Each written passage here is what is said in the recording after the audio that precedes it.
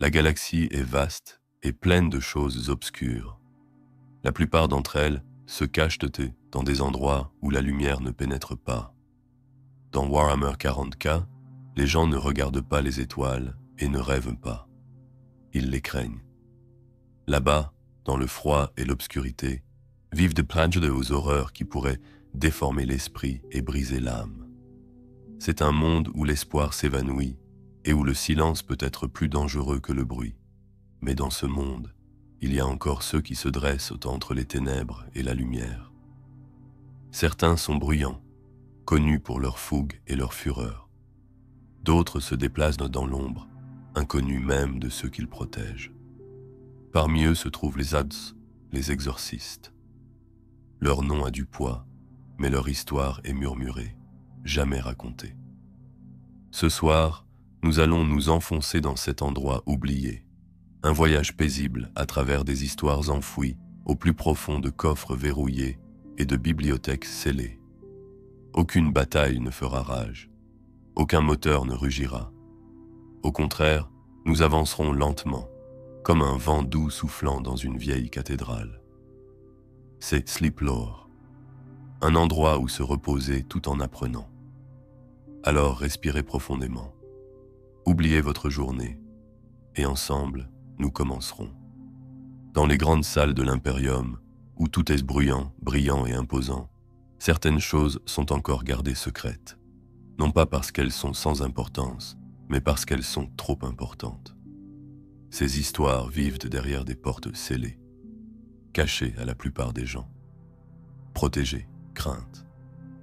Les exorcistes font partie de ces secrets.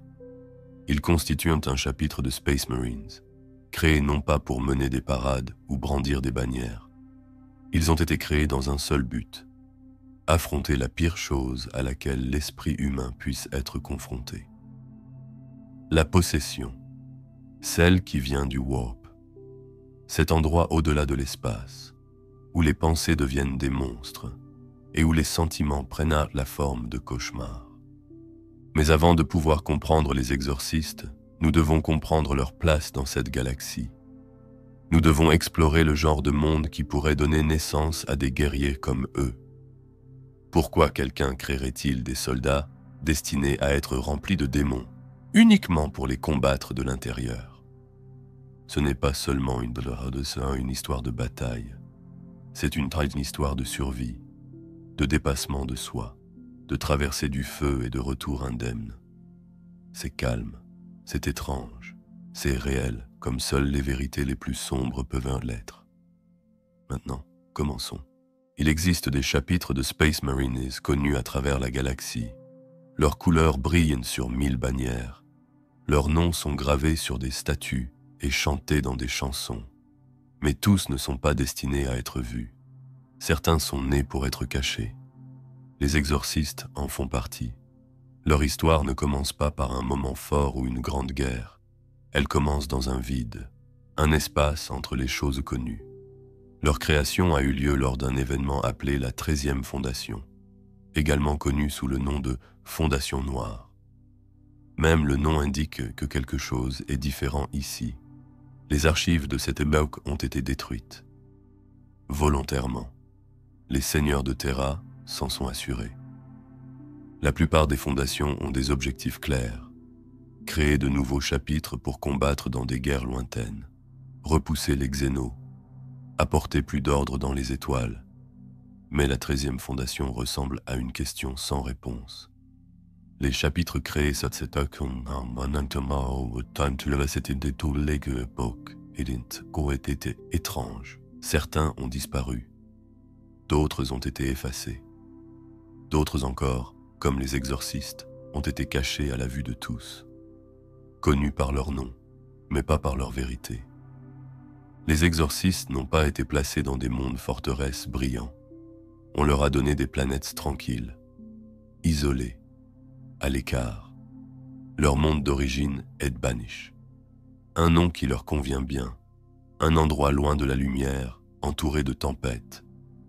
Un endroit où les étoiles semblent plus faibles, où les gens parlent à voix basse. Il est normal qu'un chapitre comme les exorcistes vienne de là, mais même le nom Banish n'est pas le véritable commencement. Le véritable commencement réside dans un secret détenu par l'Ordo Malleus. Il s'agit d'une branche de l'Inquisition.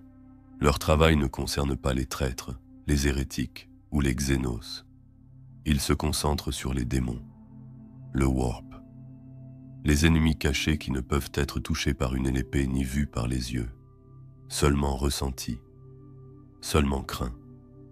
Selon certaines rumeurs, les Grey Knights auraient participé à la création des exorcistes. Les Grey Knights sont un chapitre à part, créé par l'empereur lui-même, pur. Résistants au warp, ils ne tombent pas. Ils ne peuvent pas être possédés. S'ils sont la lame, alors les exorcistes sont le bouclier qui plie, mais ne rompent pas. Au lieu de résister au warp en le repoussant, les exorcistes ont été créés pour le laisser entrer, pour y survivre, pour traverser le feu et non le contourner. Les exorcistes ne combattent pas le warp en fermant les portes. Ils ouvrent ces portes et restent à l'intérieur. On dit que les exorcistes ne savent pas qui est leur primarque. Dans une galaxie pleine de lignées génétiques et de fierté, cela les rend différents. Mais ils ne posent pas la question. Peut-être le savent-ils. Peut-être leur a-t-on demandé de ne pas le savoir. Peut-être vaut-il mieux ne pas le savoir. Leur armure est rouge et blanche. Elle n'est ni dorée ni brillante, mais elle est imposante dans sa sobriété. Le rouge symbolise le sang qu'ils ont versé. Le blanc symbolise la vérité de la mort qui les guette en permanence. Ces couleurs ne sont pas destinées aux autres. Elles sont là pour leur servir de rappel. Elles sont portées par des guerriers qui combattent ce que personne d'autre n'ose affronter. Même les autres chapitres ne savent pas grand-chose à leur sujet. Et c'est voulu. Les exorcistes travaillent avec l'Inquisition, mais même cette relation est froide et prudente. Trop de vérité peut être dangereuse. Certaines histoires peuvent ouvrir des failles dans l'esprit. On fait confiance aux exorcistes pour faire ce qui doit être fait, mais on ne leur fait pas confiance pour en parler. Il y a quelque chose de calme dans leurs mouvements, mesuré, prudent. Chaque pas semble calculé. Chaque silence est un message. Ils ne se vantent pas. Ils ne célèbrent pas leur victoire. Ils ne laissent pas d'histoire derrière eux. Seulement des résultats. Des démons éliminés. Des planètes sauvées. La peur repoussée un peu plus loin. Certains disent qu'ils sont dépourvus d'émotions, que leur entraînement a brûlé leurs sentiments. Mais ce n'est pas vrai. Ils ressentent profondément. C'est ainsi qu'ils survivent. Ils ressentent la douleur, le doute, la terreur. Ils pénètrent dans l'instinct les endroits les plus sombres et ne détournent pas le regard. Mais ils portent fin à ces sentiments sans se laisser contrôler par eux. C'est leur force. Dans ce premier chapitre, nous découvrons la nature des exorcistes. Non pas à travers des lumières éclatantes, mais à travers les ombres. Ce sont des guerriers forgés dans le silence. Leur passé est caché. Leur avenir est façonné par des choses que les autres refusent d'affronter. Ils ne sont pas là pour être aimés. Ils sont là pour résister et continuer à résister. Peu importe ce que leur réserve le warp. Maintenant que nous savons qui ils sont, nous devons comprendre ce qu'ils font et comment ils ont été formés pour le faire. Dans le prochain chapitre, nous les accompagnerons dans leur épreuve la plus difficile. Une épreuve qu'aucun autre chapitre ne doit affronter. Un choix qu'aucun être humain ne ferait jamais de son plein gré. Laisser entrer le warp, mais sans se laisser briser par lui. Pour comprendre les exorcistes, il faut commencer par leur première épreuve. Ce n'est pas une épreuve de force ou de vitesse. Il ne s'agit pas de savoir combien d'ennemis ils peuvent combattre ou s'ils sont bons tireurs. Au contraire, cela commence par quelque chose d'invisible. Quelque chose que la plupart des gens ne peuvent ni voir ni entendre, mais que tout le monde craint. Le warp. Pour la plupart des chapitres de Space Marines, le processus pour devenir guerrier suit un chemin clair. De jeunes garçons sont choisis dans des mondes hostiles. Ils sont testés, ils s'entraînent, Ils reçoivent des implants, ils deviennent forts. Pour les exorcistes, ce chemin est différent. Il ne mène pas seulement au corps, mais à l'âme, à la partie d'une personne qui ne peut être touchée, seulement testée. Leur initiation commence par quelque chose auquel peut survivre. La possession. Ce n'est pas seulement un mot, c'est une réalité dans le monde de Warhammer. Le Warp est un espace hors de l'espace. C'est là que vivent dans les pensées, que les émotions se déchaînent. Quand quelque chose du Warp pénètre dans une personne, il ne frappe pas à la porte, il ne demande pas la permission, il prend le contrôle. Le corps devient une marionnette. La voix devient étrange, les yeux se troublent, et à l'intérieur, la personne regarde son corps être utilisé pour des choses qu'elle ne ferait jamais. Pour les exorcistes, cette expérience n'est pas un accident. C'est le but recherché. Sous la surveillance de l'Ordo Malleus, ces recrues sont enfermées dans des lieux dont personne ne parle. Elles sont conduites dans des pièces silencieuses, remplies de protection et de sigil. Des runes brillent doucement. L'air est lourd. Le silence n'est pas vide. Il écoute. Ici, les élus se tiennent seuls et une porte s'ouvre. Pas une porte que l'on peut voir, une porte entre le réel et l'irréel. De cet espace, quelque chose tend la main. Chaque recrue doit affronter un démon, pas au combat, pas avec une armure ou une lame, mais face à face, dans leur propre esprit. L'entité du Warp entre. Elle appuie. Elle parle sans mots. Elle leur montre des visions terribles. Elle tente de déformer leurs pensées, de transformer leur peur en armes. Et ils doivent endurer. Il n'y a aucune aide, aucun guide. Seulement l'entraînement qu'ils ont reçu auparavant. Un entraînement qui leur a appris à calmer leur esprit, à rester eux-mêmes, même lorsque leur personnalité commence à se fissurer. Certains échouent. C'est une réalité inévitable. Certains sont perdus, brûlés de l'intérieur. D'autres sont trop faibles et deviennent des coquilles vides. Certains meurent avant même que la créature ne prenne racine. Mais ceux qui survivent vraiment, sont changés. Ils ne sont pas seulement plus forts, ils sont plus sages. Ils savent ce qui vit dans les ténèbres. Ils l'ont ressenti au plus profond d'eux-mêmes. Et ils ont dit non. Ce n'est pas la fin de leur chemin, c'est le début. Le reste de leur formation prend désormais tout son sens. La raison pour laquelle on leur a enseigné une discipline aussi silencieuse. La manière dont on leur a appris à lire dans les pensées sans réagir, à parler en silence, à supporter la douleur sans crier. Il ne s'agit pas seulement de survivre au Warp. Il s'agit d'apprendre à reconnaître sa voix, de comprendre comment il tente de tromper, comment il oppresse et s'insinue. C'est ce qui rend les exorcistes différents. Ils ne se contentent pas de combattre les démons.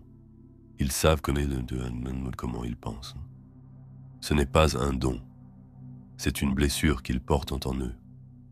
L'Ordo Malleus garde cette méthode secrète. Aucun autre chapitre n'est autorisé à la copier.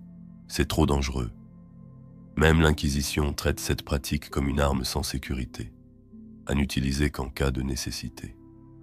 Trop souvent, les choses ont mal tourné. Trop d'expériences se sont soldées par un échec. Mais les exorcistes ne sont plus une expérience. Ils sont la preuve que quelque chose comme ça peut fonctionner. Au sein du chapitre, ceux qui réussissent l'épreuve ne sont pas traités comme des héros. Il n'y a pas de célébration. Seul le silence règne. Une marque leur est infligée. Un simple symbole. Un rappel qu'ils ont survécu à ce qui aurait dû les tuer. Ils ne parlent pas de ce qu'ils ont vu. Non pas parce qu'on leur a demandé de se taire, mais parce qu'ils savent que les mots sont incapables de décrire ce qu'ils ont vécu. Même parmi leurs frères, ceux qui ont survécu à l'épreuve partagent un lien plus profond que le sang. Ils ont vu ce qui ne peut être oublié, et ils le portent en eux, à chaque mission, à chaque bataille. Le Warp est toujours là, comme une ombre derrière leurs yeux, mais ils n'en ont plus peur. Leur force psychique n'est pas spectaculaire. Ils ne lancent pas d'éclairs avec leurs mains. Leur pouvoir est celui du contrôle, de la concentration. Quand un démon rugit, il ne bronche pas un Amangunba. Quand une tempête warp se lève, ils avancent. Ils ne comptent pas sur les autres pour protéger leur esprit. Ils sont le bouclier. Cette capacité les rend précieux, pas seulement pour l'Inquisition, mais pour l'Imperium lui-même. Ils peuvent être envoyés là où personne d'autre ne peut aller, sur des planètes perdues dans la folie, sur des vaisseaux hantés par des créatures invisibles. Ils ne purifient pas seulement avec le feu, ils purifient avec leur volonté, avec leur présence, avec le simple fait de ne pas céder. Il est facile de les qualifier de froids, de dire qu'ils sont dépourvus d'émotions, mais ce n'est pas vrai. Ils ressentent les choses soudanement, les choses bas profondément. C'est ainsi qu'ils ont survécu. Ce qui leur manque, c'est la réaction. Ils ne montrent pas leur peur. Ils ne la laissent pas les contrôler. Les exorcistes enseignent que la peur n'est pas une faiblesse. Seul ce que vous en faites compte. Dans ce chapitre, nous avons vu le cœur de leur être. Pas au combat, mais dans le silence qui le précède, dans l'espace où la plupart s'effondreraient. Ils ne deviennent pas possédés pour apprendre à se battre. Ils deviennent possédés pour apprendre à ne pas tomber. Et dans cet espace, ils trouvent quelque chose que personne n'attend. Pas le pouvoir, mais la paix. Le genre de paix qui ne vient qu'après avoir affronté le pire et s'en être sorti indemne. Dans le chapitre suivant, nous verrons comment cette force est utilisée. Pas seulement à l'entraînement ou dans des salles secrètes, mais dans de vraies guerres, dans de vraies missions. Comment les exorcistes sont déployés non pas comme des guerriers glorieux, mais comme des lames dans l'obscurité. Propres, précis et toujours vigilants. La plupart des chapitres de Space Marines sont créés pour apporter leur force là où l'Imperium est faible. Ils frappent avec des bolters et des lames, brisant l'ennemi avant que celui-ci ne brise le monde. Mais les exorcistes ne combattent pas de la même manière. Ils ne sont pas faits pour les guerres ouvertes ou les grandes victoires. Leurs combats sont plus courts, plus silencieux, souvent invisibles pour les personnes qu'ils protègent. On fait appel à eux lorsque les choses sont allées trop loin. Quand une planète est tombée dans le murmure et la terreur. Quand le warp commence à se répandre dans l'espace réel. C'est alors que l'Ordo Malleus envoie un message. Et les exorcistes arrivent. L'Ordo Malleus est l'une des branches les plus secrètes de l'Inquisition. Son travail est peu connu, même au sein de l'Imperium. Il existe pour combattre un seul ennemi, les démons. Pas seulement pour les détruire, mais pour les comprendre, pour traquer les signes de corruption, pour étudier les schémas qui indiquent une activité warp, pour agir avant même que les autres ne se rendent compte que quelque chose ne va pas. Aux yeux de l'Ordo Malleus, les exorcistes ne sont pas seulement des guerriers. Ce sont des outils. Pas des outils simples, comme des épées ou des armes à feu, mais des instruments sophistiqués conçus pour une tâche spécifique. On peut leur faire confiance pour accomplir ce que les autres ne peuvent pas faire. Ils n'ont pas besoin d'être surveillés. Ils comprennent que les risques. Ils les ont déjà affrontés et ils ont survécu. La relation entre les exorcistes et l'Ordo Malleus n'est pas basée sur des ordres. Elle repose sur une confiance tacite. Les missions sont assignées, pas expliquées. Les cibles sont marquées, pas discutées. Dans de nombreux cas, les exorcistes arrivent sans fanfare. Ils ne débarquent pas au son des tambours et sous des bannières flottantes. Leurs vaisseaux se glissent en orbite. Leurs escouades descendent comme des ombres. Ils font leur travail et repartent. La plupart du temps, personne ne sait qu'ils sont passés par là. Les missions qu'ils reçoivent ne ressemblent pas à des batailles classiques. Les exorcistes ne sont pas déployés pour combattre des armées ou défendre des murs. Ils sont envoyés dans des endroits qui n'ont aucun sens. Dans des villes où tout le monde entend des voix la nuit. Sur des navires où l'équipage commence à oublier son propre nom. Dans des temples qui devraient être vides, mais qui résonnent encore de chants. Dans ces endroits, quelque chose ne va pas. Quelque chose que le feu seul ne peut réparer. Lorsque les exorcistes arrivent, ils n'agissent pas rapidement. Ils attendent, ils écoutent, ils observent, car le véritable ennemi est souvent caché, même à la vue de tous.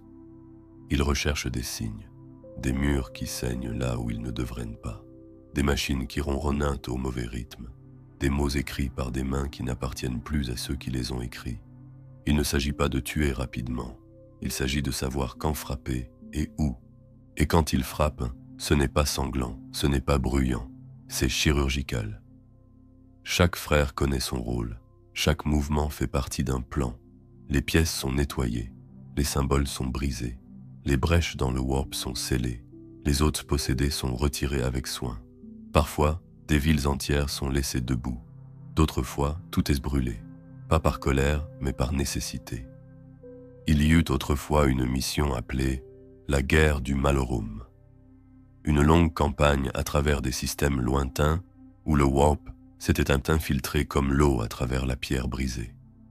De nombreux chapitres y combattirent, mais lorsque vint le moment de purifier les derniers mondés, les exorcistes furent envoyés seuls. Non pas parce qu'ils étaient plus forts, mais parce qu'ils ne seraient pas brisés par ce qui les attendait. Les rapports de cette guerre ont été scellés, mais on sait que les exorcistes n'ont jamais perdu un frère à cause d'une possession lors de cette campagne. Pas une seule fois. Dans un autre cas, lors du nettoyage de Guantrax, une ville ruche avait été infectée par quelque chose d'invisible.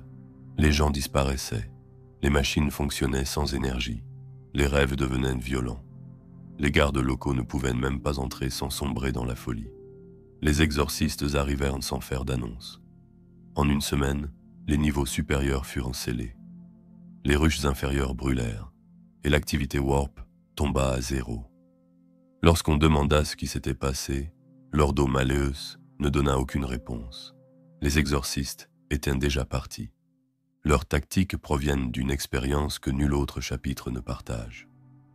Leur entraînement leur permet de lire des signes que d'autres ne remarqueraient pas.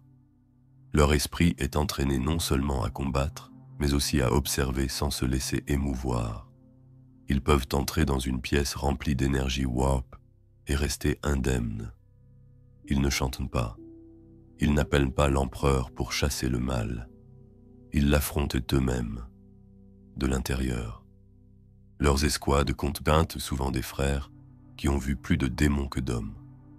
Et pourtant, ils parlent peu de ces choses, non par peur, mais parce que parler leur donnerait une forme. Les exorcistes croient que certaines connaissances doivent rester secrètes, non pas par peur, mais pour les placer soigneusement là où elles ne peuvent pas nuire aux esprits malveillants. Ils ne font pas entièrement partie de l'Inquisition. Ils restent des Space Marines. Ils ont leur propre grade et leur propre rituel de chapitre. Mais ils répondent volontiers à l'appel. Ils ne remettent pas en question leur mission. Ils ne refusent pas. Ce n'est pas nécessaire.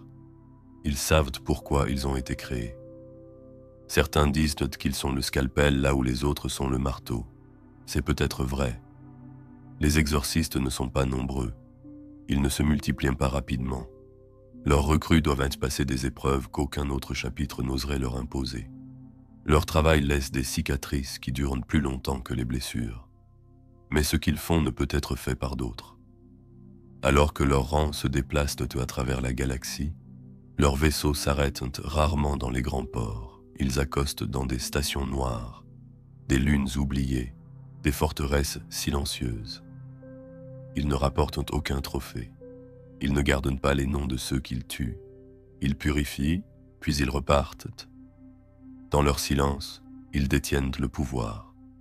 Pas le pouvoir de commander, pas le pouvoir de la peur, mais le pouvoir du calme. Dans une galaxie régie par la panique et les cris, les exorcistes se déplacent comme de lieux calmes. Ils nous rappellent que toute force n'est pas bruyante, que toute victoire n'est pas éclatante.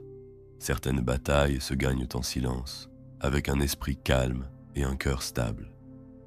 Dans le prochain chapitre, nous explorerons leur place au sein de l'Imperium. Comment leur armure reflète leur parcours.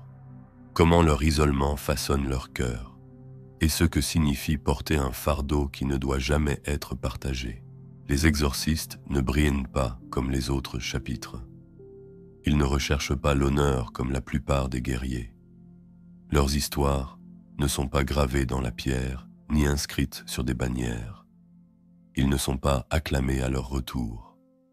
La plupart du temps, ils ne reviennent pas. Et lorsqu'ils reviennent, c'est en silence. Car c'est le silence qui les a façonnés. C'est ce qui les unit. Leur armure n'est pas faite pour impressionner. Elle ne brille pas d'or ni de pierres précieuses.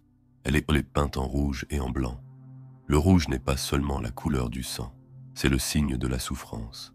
Le signe de ce qu'ils ont enduré, non seulement physiquement, mais aussi mentalement. L'os symbolise la vérité qui se cache derrière toute chose, que la vie est fragile et l'île de Babre fragile, que la mort nous attend sous la surface. Ensemble, ces couleurs transmettent un message discret, qu'ils sont en vie non pas grâce à la chance ou à leur force, mais parce qu'ils ont appris à se tenir debout là où les autres tombent. Chaque exorciste porte ces couleurs comme une sorte de promesse, pas envers les autres, mais envers eux-mêmes, qu'ils ne se laisseront pas envahir par la peur, qu'ils ne laisseront pas les ténèbres prendre racine. Leur armure n'est pas une coquille dans laquelle ils se cachent, c'est un rappel de ce qu'ils portent, de ce qu'ils ont affronté. Ils ne s'entendent pas facilement avec les autres chapitres. Même parmi leurs camarades Space Marines, ils sont traités avec prudence. Pas par haine, mais par méfiance. La plupart des Space Marines combattent ce qu'ils peuvent voir. Ils affrontent des bêtes extraterrestres, des légions de traîtres, des machines défectueuses. Les exorcistes combattent autre chose. Le genre d'ennemi qui ne laisse aucune trace sur les murs, mais qui déforme le monde de l'intérieur. Le genre qui fait oublier aux gens qui ils sont, ou pire, qui leur fait se souvenir de choses qui ne se sont jamais produites. C'est pour cette raison que les exorcistes sont souvent tenus à l'écart. Leurs vaisseaux ne participent pas aux grandes croisades. Leur nom ne figure pas sur les longues listes de héros. Leur monde natal reste un endroit tranquille, loin des étoiles animées. Il n'y fait pas froid, mais tout y est calme. Les habitants y mènent une vie simple. Ils n'acclament pas les guerriers lorsqu'ils passent. Ils s'inclinent et les remercient d'une voix douce, car ils savent ce que font ces guerriers. Ils savent ce qu'ils portent. Le chapitre lui-même ne parle pas de son passé. La plupart ne connaissent pas leur père génétique. Il est possible qu'ils ne souhaitent pas le savoir. Certains pensent qu'ils descendent de la même lignée que les Grey Knights, qu'ils partagent le sang de ces guerriers de Titane. D'autres pensent que leur lignée est encore plus ancienne, liée à des projets oubliés perdus au début de l'Imperium. Quelle que soit la vérité, elle reste secrète. Les exorcistes n'ont jamais demandé à en savoir plus. Ils ont été créés pour une raison, et cela leur suffit. Ce qui les distingue, ce n'est pas seulement leur façon de se battre, mais aussi leur raison de se battre. Les exorcistes ne brûlent pas de colère. Ils ne sont pas animés par la rage ou l'orgueil. Ils se battent parce que quelqu'un doit le faire, parce qu'il existe des endroits dans la galaxie où personne d'autre ne peut aller, des endroits où l'air lui-même semble malsain, où les étoiles murmurent d'une voix étrange, où le sol se déplace alors que personne ne bouge. Dans ces endroits, les démons marchent sans être vus, pas avec des griffes et des cornes, mais avec des sourires et des mots doux. Ils concluent des pactes. Ils déforment la vérité. Ils changent les gens lentement, de sorte que personne ne s'en aperçoit avant qu'il ne soit trop tard. Les exorcistes sont les seuls à pouvoir pénétrer dans ces endroits sans être transformés, parce qu'ils ont déjà été mis à l'épreuve. Ils ont déjà affronté la tempête. C'est pourquoi ils brûlent. Pas avec du feu, mais avec leur volonté. Une flamme calme et constante. Elle ne rugit pas, elle ne danse pas. Elle reste. Elle attend. Elle persévère. Ce n'est pas une lumière que les autres peuvent suivre. C'est une chaleur qui éloigne le froid, juste assez pour garder l'espoir vivant. Au sein du chapitre, les frères partagent un lien fort. Il n'est pas fondé sur des blagues ou des anecdotes, mais sur la confiance. Chacun d'entre eux s'est tenu au bord du gouffre. Chacun d'entre eux a regardé dans le warp et en est revenu. Ils n'ont pas besoin de parler pour savoir ce que ressentent les autres. Ils portent le même fardeau, et cela les rend plus proches que la plupart des gens. Mais même eux ressentent le poids de leur chemin. Les choses qu'ils voient ne s'estompent pas avec le temps. Les démons auxquels ils font face laissent des marques qui ne guérissent pas. Certains exorcistes parlent au moins chaque année. Certains trouvent la paix dans le silence. D'autres se perdent dans la prière, pas à voix haute, mais dans un murmure. Quelques-uns sont emmenés lorsque le poids devient trop lourd.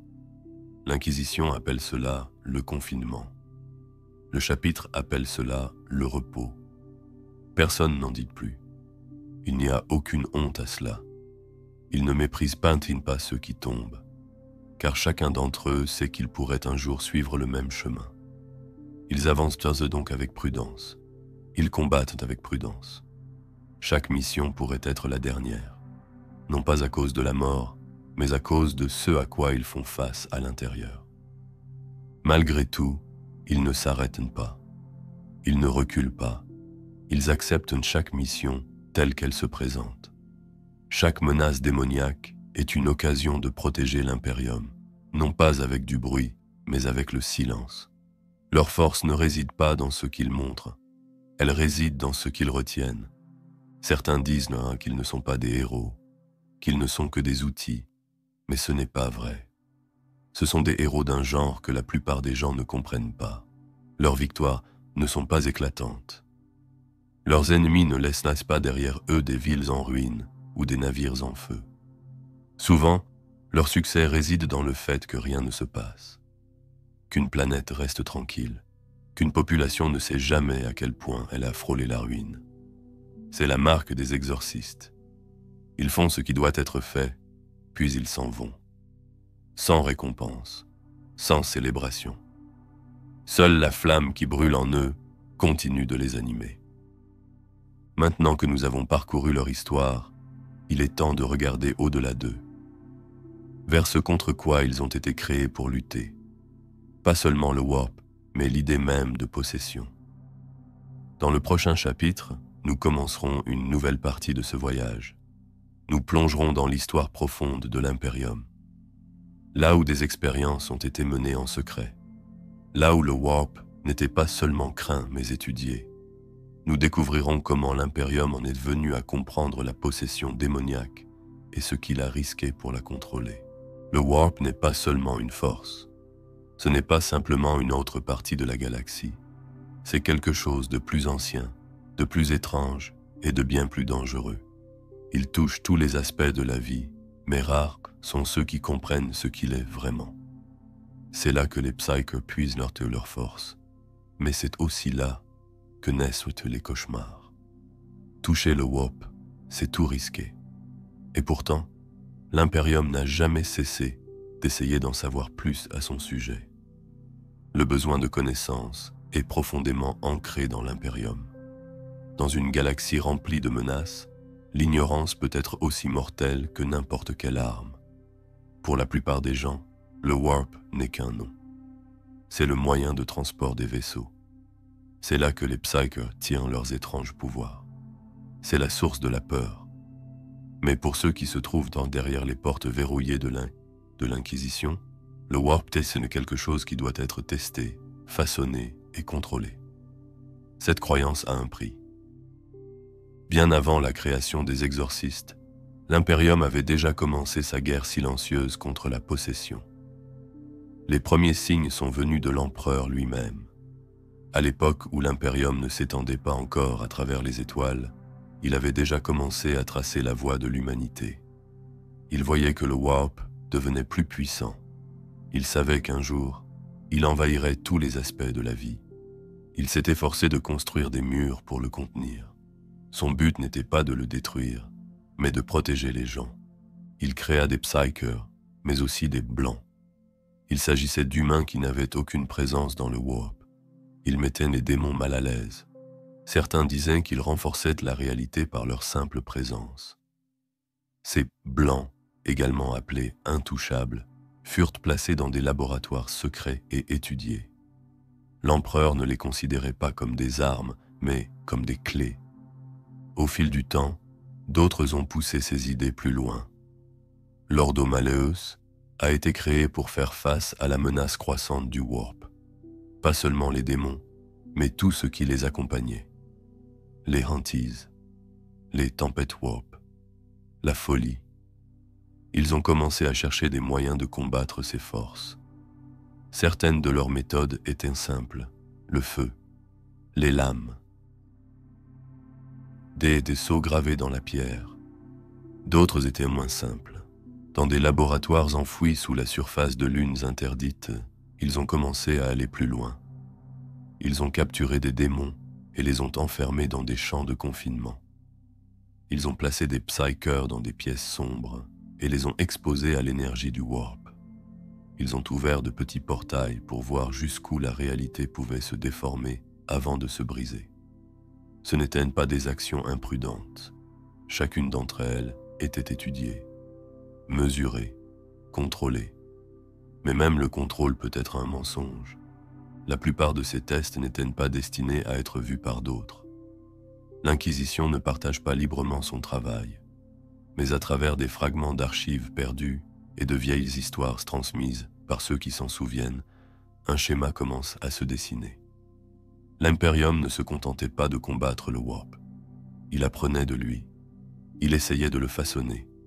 Il essayait de découvrir si la possession pouvait être utilisée. Cela peut sembler étrange, même faux. Mais c'est le chemin que peut emprunter la connaissance. Quand une menace devient trop forte pour être détruite, on commence à se poser d'autres questions.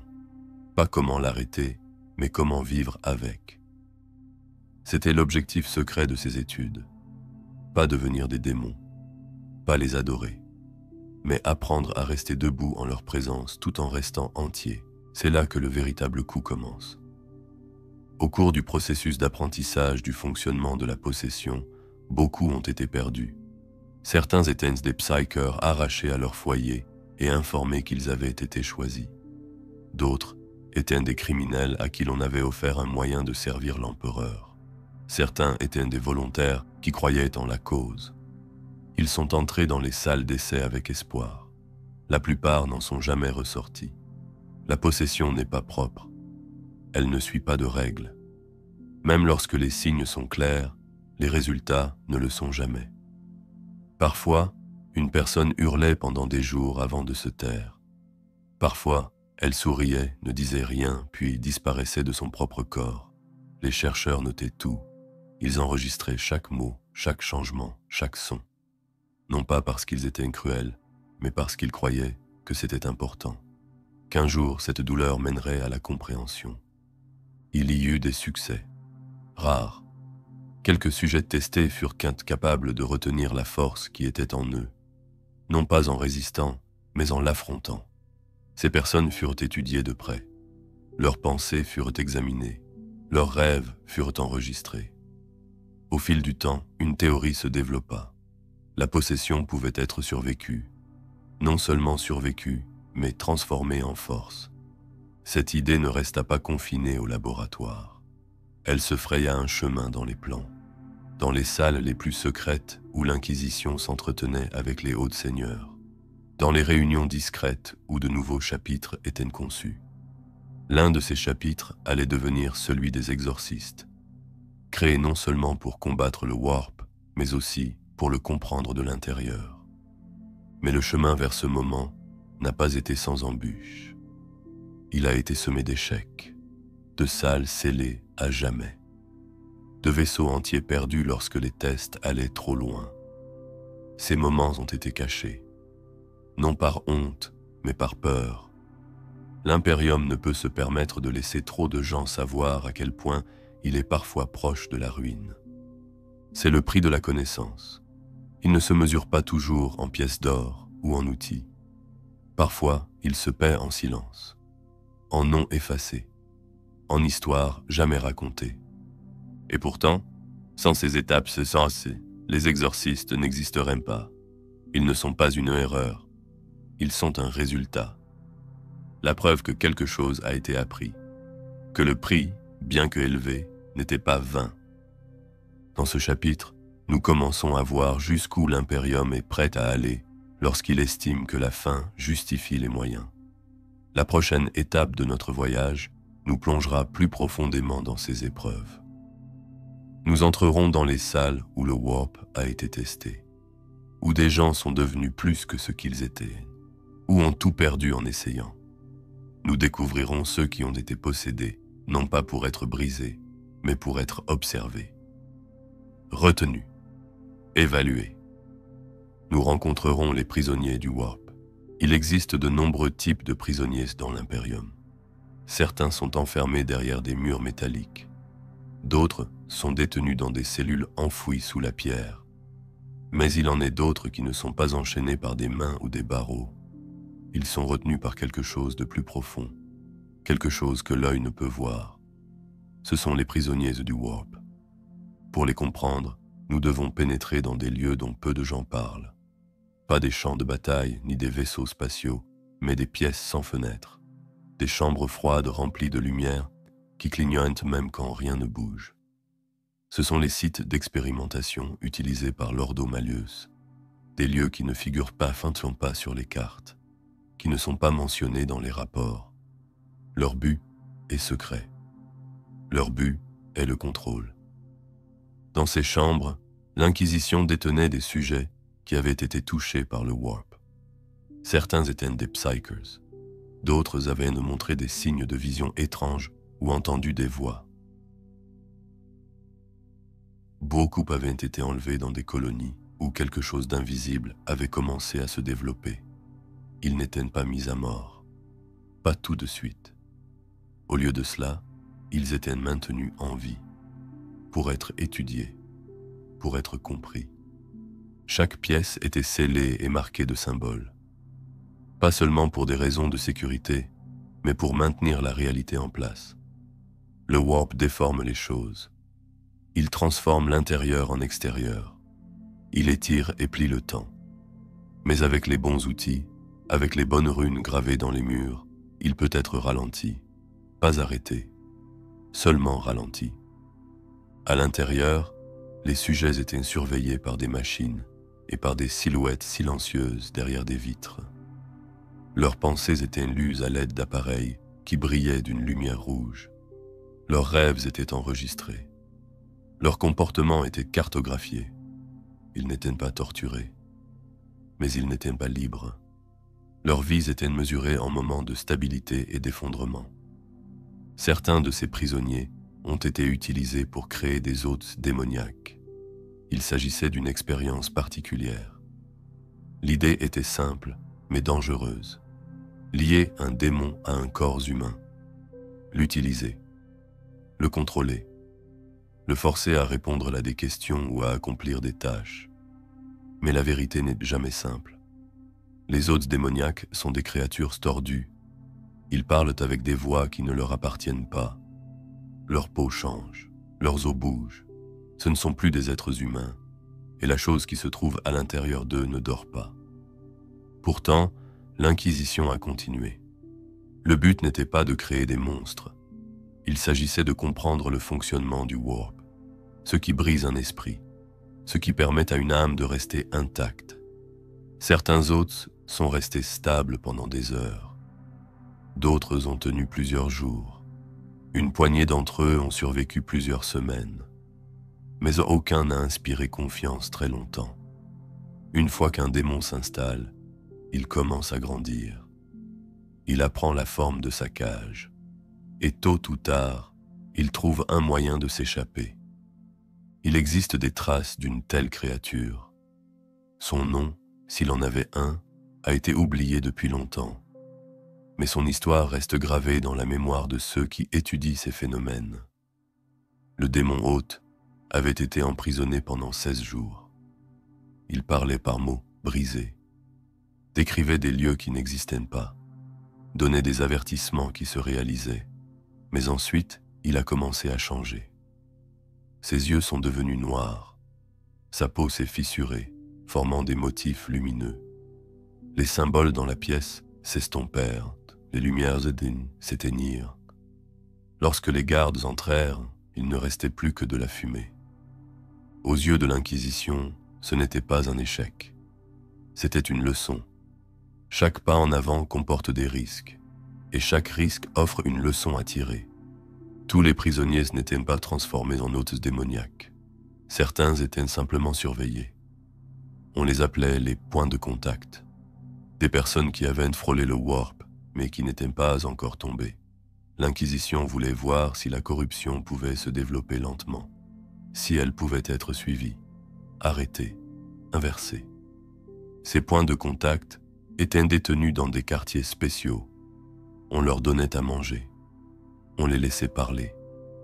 Mais ils étaient constamment surveillés. Même lorsqu'ils dormaient, quelqu'un les écoutait. Certains montraient des signes de décomposition au bout de quelques jours. Ils cessaient d'utiliser leur nom. Ils dessinaient des symboles sur les murs. D'autres semblaient aller bien pendant des mois, voire des années. Mais un jour, sans crier gare, ils se mettaient à hurler des mots incompréhensibles, ou à parler d'une voix qui n'était pas la leur. L'Inquisition enregistrait tout, non pas parce qu'elle prenait plaisir à les observer, mais parce que chaque instant recelait des indices. Pourquoi un esprit se brisait-il tandis qu'un autre résistait? Qu'est-ce qui rendait certains rêves si sombres? Quelle pensée ouvrait la porte du warp? Parmi les nombreux sujets étudiés, quelques-uns ont commencé à montrer quelque chose de rare. Une résistance. Ces sujets n'ont pas succombé. Ils ont changé, mais pas comme les autres. Ils sont devenus plus conscients, plus calmes. Ils semblaient comprendre la présence en eux. Pas comme un ami, pas comme un maître, mais comme un défi. Ce sont eux qui allaient un jour former le noyau des exorcistes. On pense que les premières formes d'entraînement des exorcistes provenaient de ces prisonniers. Les leçons tirées de leur observation ont contribué à façonner les épreuves dont nous avons parlé plus tôt. Comment laisser entrer le warp sans perdre le contrôle? Comment sentir le poids d'un démon tout en restant soi-même? Cette idée n'était pas partagée avec le reste de l'Imperium. Elle ne pouvait pas l'être. Si trop de gens savaient ce qui se passait, la peur se serait répandue. Les gens auraient pu voir les exorcistes, non pas comme des protecteurs, mais comme quelque chose d'autre, quelque chose de dangereux. Le travail est donc resté secret. Les salles sont restées fermées à clé, et les prisonniers sont restés là où personne ne pouvait les trouver. Certains de ces prisonniers sont toujours là, pas vivants peut-être, mais pas complètement disparus non plus. Leurs noms n'ont jamais été écrits, leurs visages n'ont jamais été montrés, mais leurs esprits sont devenus des cartes. Et ces cartes ont façonné un chapitre. L'histoire de ces prisonniers n'est pas facile, elle n'est pas joyeuse, mais elle est importante, car grâce à eux, l'Imperium a appris à affronter le warp, non pas avec le feu, mais avec la compréhension, non pas avec la haine, mais avec un but. Passons maintenant à un autre type de guerrier.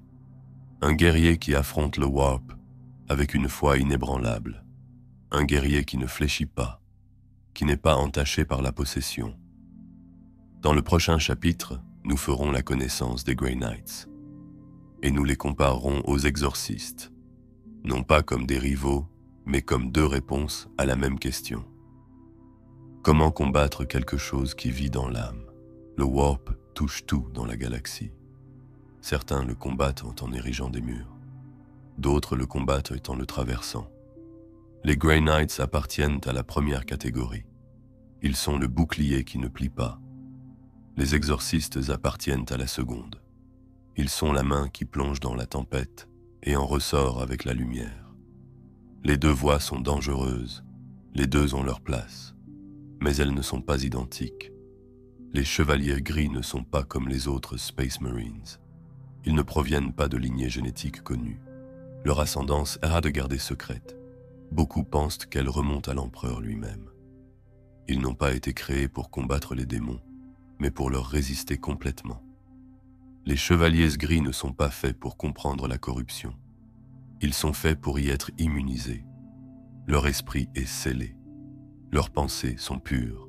Ils ne ressentent pas l'attraction du warp. Ils ne le craignent pas. Quand un Grey Knight entre dans la bataille, il ne remet pas en question ce qu'il voit. Il sait ce qu'il doit faire. Il n'y a aucun doute, aucune hésitation. Son corps est enveloppé d'une armure couverte de textes sacrés. Sa lame est gravée de mots qui linent. Son âme est comme un mur d'argent. Forte, inébranlable. C'est là sa force. Les exorcistes suivent un chemin plus difficile. Ils ne partent pas avec un esprit parfait. Ils sont entraînés à connaître la peur, à ressentir le warp, à le laisser entrer et à lui dire non. Leur pouvoir ne réside pas dans la pureté, mais dans la survie. Ils ne se tiennent pas au-dessus de la corruption. Ils y plongent et en ressortent inchangés. Ils ne sont pas des pages blanches, ils sont marqués, mais ils tiennent bon. Cette différence crée une tension, pas de la colère, mais une distance silencieuse. Les Grey Knights regardent le warp et y voient quelque chose à brûler, une tâche à effacer. Les exorcistes regardent que la même chose et y voient quelque chose qui doit être affronté et enduré. Les deux ont raison. Les deux sont nécessaires. Mais ils ne se verront jamais de la même manière. Les Grey Knights ne connaissent peut-être pas l'échec. Du moins, pas comme les autres. Leur pureté les protège. Aucun registre ne mentionne qu'un démon ait jamais pris l'un des leurs. C'est pourquoi ils combattent avec confiance. Ils ne craignent pas de tomber. Ils ne portent pas le poids de ce risque. Cela les rend vifs, purs, mais cela les rend aussi distants. Les exorcistes échouent. Pas souvent, mais parfois. Leur entraînement est de l'entretien rude, mais pas parfait. Il est arrivé que certains frères tombent trop bas, que le warp s'empare d'eux avant qu'ils ne puissent l'arrêter. Ces moments sont enfouis. L'Inquisition les a scellés, mais ils ne sont pas oubliés. Le chapitre s'en souvient. Ils portent ce risque à chaque mission, et ce souvenir façonne leur façon de se battre. Il y a une histoire qui se raconte souvent dans les coins tranquilles. Elle parle d'une planète à la lisière du Segmentum Obscurus, un endroit où le ciel est devenu violet et où les animaux ont cessé d'émettre le moindre son. Les gens ont commencé à rêver de feu, et puis le feu est arrivé. Les Grey Knights sont arrivés les premiers. Ils ont combattu avec des coups nets, des actions rapides. Ils ont fait leur travail avec soin. Mais la source de la corruption n'était pas un démon. C'était un murmure, une idée qui se propageait lentement d'une personne à l'autre. Les Grey Knights ne pouvaient pas la voir. Ils ont donc brûlé la ville. Les exorcistes arrivèrent après. Ils marchèrent dans les cendres et trouvèrent des dernières voix. Ils écoutèrent. Ils ne purifièrent pas par le feu. Ils parlèrent aux esprits brisés. Ils trouvèrent des pensées qui n'avaient pas leur place. Et ils les scellèrent. Ils achevèrent le travail. Non pas parce qu'ils étaient meilleurs, mais parce qu'ils étaient faits pour regarder ce que les autres détournaient. Cela ne veut pas dire qu'une voix est plus pure que l'autre. Elles sont simplement différentes. Les chevaliers gris se tiennent à la frontière et empêchent les ténèbres d'entrer. Les exorcistes pénètrent dans les ténèbres et trouvent ce qui y vit. Les uns protègent, les autres sauvent, mais ils le font selon leur nature. Il y a eu des tentatives pour copier le travail des exorcistes, des projets secrets dans des coffres cachés. Certains ont essayé de créer de nouveaux guerriers en combinant l'exposition au warp et un entraînement psychique. La plupart ont échoué dans le silence. Un projet a conduit à la mise en quarantaine d'une station spatiale entière. Un autre a provoqué une tempête warp qui fait encore rage là aujourd'hui. Le processus n'est pas sûr. Il n'est pas stable. Il fonctionne pour les exorcistes parce que tout leur cheminement a été construit autour de lui. Les autres ne partagent pas ce cheminement. L'Imperium l'accepte. Il ne le loue pas, il n'en parle pas. Mais il l'accepte. Parce que le warp ne peut être ignoré, il doit être affronté. Et pour l'affronter, il faut plus que de la force. Il faut la compréhension. C'est le rôle des exorcistes. Les chevaliers gris poursuivent leur travail depuis Titan. Leur forteresse est pleine de lumière et d'ordre. Leur histoire est écrite dans des livres argentés. Les exorcistes travaillent dans l'ombre. Leur foyer est un lieu de silence. Leur passé n'est évoqué qu'à voix basse, voire pas du tout. Les deux chapitres combattent rarement côte à côte. Quand ils le font, ils ne parlent pas beaucoup. Ils n'en ont pas besoin. Chacun sait ce qu'est l'autre. Et ils respectent la tâche qui leur a été confiée. Au final, la pureté a ses limites. Elle permet à un guerrier de rester pur. Mais elle ne lui apprend pas ce que l'on ressent lorsqu'on tombe. Les exorcistes connaissent ce sentiment. Ils le portent sans honte, car ils croient que la force ne vient pas du fait de rester pur, mais de se relever après avoir été touché. Alors que nous entrons dans le dernier chapitre, nous regarderons au-delà de ces guerriers. Nous examinerons ce qui se trouve au-delà du warp, non pas comme un lieu, mais comme une vérité. Une vérité qui touche chaque âme, chaque planète, chaque souffle dans cette étrange galaxie. Et dans cette vérité, nous ne verrons pas la peur, mais une sorte de paix. Car comprendre le warp, ce n'est pas l'aimer. C'est savoir où il s'arrête et où nous commençons. Le warp n'est pas seulement un ennemi. Ce n'est pas seulement quelque chose à combattre ou à craindre. Il fait partie intégrante de la galaxie. C'est un lieu sans forme, un espace où la pensée prend forme et où les sentiments deviennent pouvoir. Il est à la fois dangereux et étrange. Il n'est pas maléfique, comme le croient souvent les gens. Il est simplement ce qu'il est. Et la manière dont l'Imperium choisit de l'affronter nous révèle la vérité avec laquelle il souhaite vivre. La plupart des gens ne voient jamais le warp. Ils le traversent à bord de vaisseaux, et ne le sentent jamais. Mais il est toujours là, dans les recoins de l'esprit, dans la pression derrière les rêves, dans le frisson soudain qui survient sans vent. Le warp fait pression depuis l'au-delà, cherchant toujours des moyens de s'infiltrer dans le monde de la matière et du temps.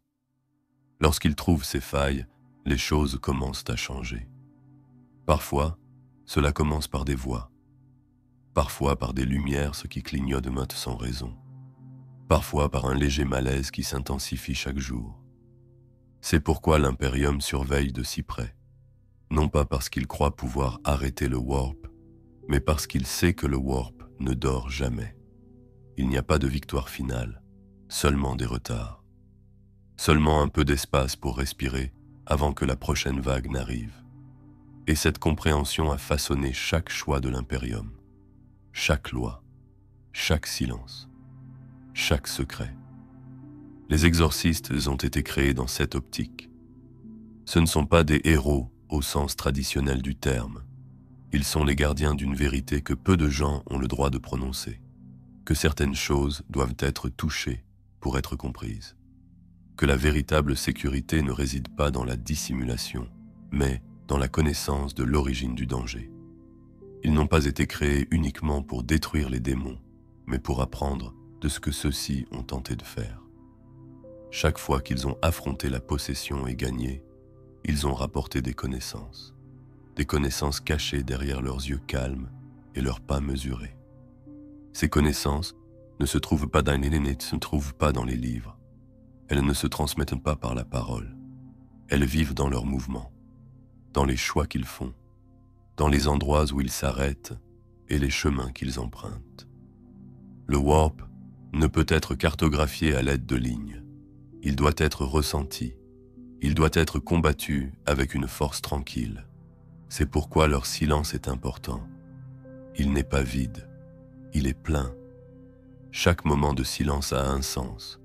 Ils portent le poids de ce qu'ils ont vu, de ce qu'ils ont enduré, et de ce dont ils protègent les autres sans jamais demander de remerciement. Ils se tiennent debout pour que les autres puissent dormir. Ils brûlent pour que les autres puissent rester au chaud. Leur chemin n'est pas sans risque. La possession n'est jamais propre. Même lorsqu'on y résiste, elle laisse des traces, des marques dans l'âme qui ne s'effacent jamais. Certains frères portent ces marques jusqu'à la fin. D'autres s'estompent lentement, petit à petit.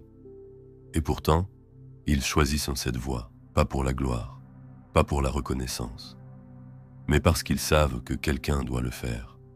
Ils croient que survivre ne suffit pas, que la compréhension est aussi une forme de force. Les exorcistes ne sont pas seuls dans cette tâche. Lord O'Malley continue de rechercher des connaissances sur le warp. Les Grey Knights continuent de frapper avec une précision parfaite. Même des érudits rebelles et des psychers non autorisés dans des contrées lointaines tentent d'en savoir plus. Chacune de ces voies comporte des dangers, et chacune contribue à façonner la façon dont l'Imperium perçoit le voile entre les mondes. Ce voile n'est pas un mur, ce n'est pas quelque chose qui peut être fermé pour toujours. Il se déplace et bouge. À certains endroits, il s'amincit, à d'autres, il s'épaissit. L'Imperium appelle ces endroits des points faibles. Mais peut-être ne sont-ils pas faibles. Peut-être sont-ils simplement là pour nous rappeler que la réalité n'est pas solide, que la vérité n'est pas simple. Le warp n'est pas une erreur. Il fait partie de la galaxie. Et l'affronter, c'est affronter ce qui vit en nous. C'est le message que transmettent les exorcistes. Non pas que le warp doit être craint, mais qu'il doit être connu. Non pas qu'il doit être accueilli à bras ouverts, mais qu'il doit être enduré. Leur vie montre ce que signifie traverser le pire et rester entier. Ils ne sont pas purs, ils ne sont pas intacts, mais ils sont forts. Non pas malgré ce qu'ils ont affronté, mais grâce à cela. La galaxie est le théâtre de nombreuses batailles. Des armées s'affrontent à travers les étoiles. Des titans s'élèvent et tombent. Mais sous tout cela se cache une guerre silencieuse. Une guerre des esprits et des âmes. Une guerre qui ne se livre pas avec des armes, mais avec la volonté. Et c'est ici, dans cet espace tranquille, que les exorcistes accomplissent leur travail. Leur histoire nous rappelle que la force peut prendre de nombreuses formes. Que parfois, le plus courageux n'est pas de frapper, mais de rester debout. De ne pas crier, mais d'écouter. De ne pas courir, mais d'avancer vers l'inconnu. Au final, le warp fera toujours partie de l'Imperium. Il attendra toujours derrière le voile. Mais tant qu'il y aura ceux qui le comprennent, qui portent son poids sans succomber, alors il y aura de l'espoir. Un espoir tranquille, un espoir inébranlable, le genre d'espoir qui brûle doucement dans l'obscurité et ne s'éteint jamais. Alors que nous arrivons au terme de ce voyage, reposez votre esprit. Vous avez marché aux côtés de guerriers façonnés par l'ombre. Vous avez vu la frontière entre la vérité et la folie. Et vous avez appris que même dans la nuit la plus profonde, il existe des lumières qui ne s'éteignent jamais. Laissez-les vous guider doucement vers le sommeil.